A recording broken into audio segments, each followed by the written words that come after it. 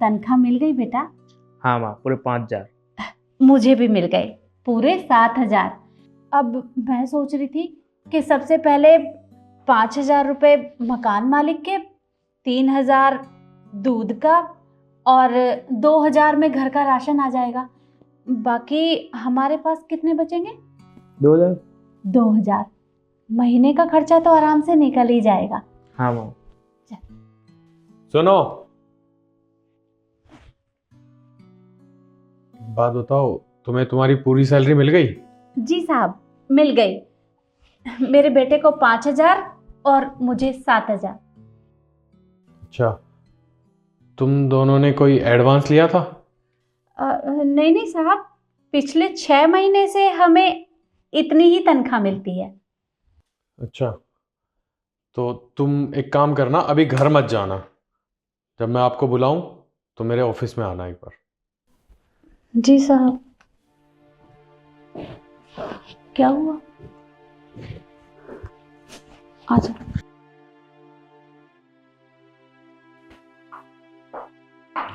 मैं कम इन सर? कम इन।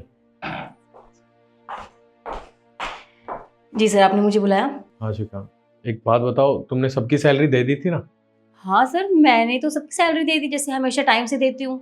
अच्छा, वो जो अपना पियोन है प्रदीप, और प्रदीप की माँ की सैलरी? हाँ सर, उनकी भी दे दी। सर उनके पास अकाउंट तो है नहीं है, तो मैंने उनको कैश ही दे दिया था। अच्छा, कितने पैसे दिए तुमने उन्हें?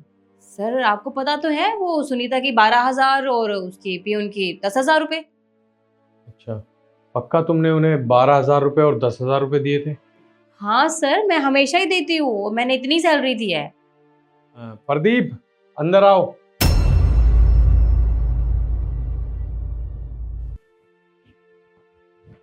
जी साहब, आपने हमें बुलाया?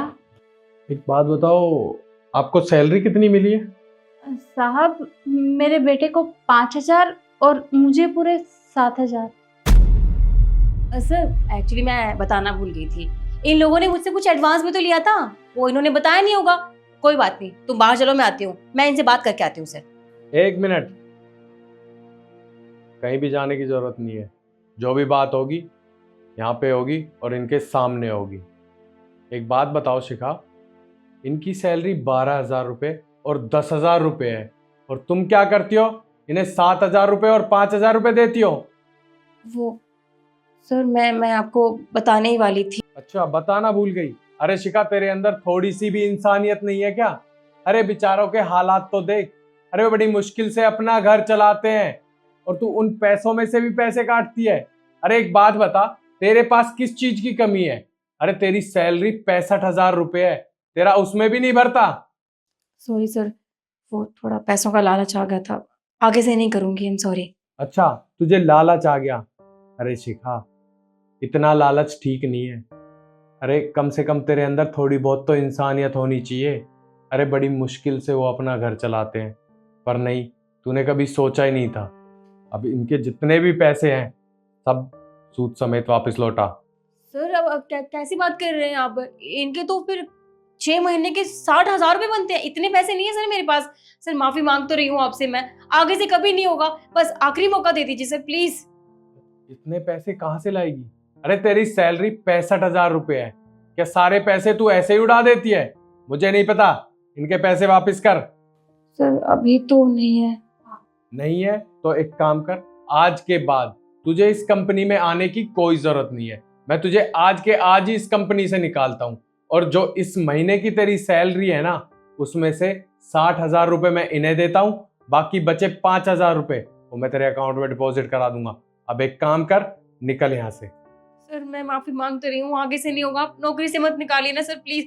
मुझे नहीं पता था मेरी इस गलती की वजह से मुझे इतना बड़ा नुकसान हो जाएगा। मैंने फैसला ले लिया है, तू इस कंपनी में आज के बाद काम नहीं करेगी। एक काम कर, निकल यहाँ से।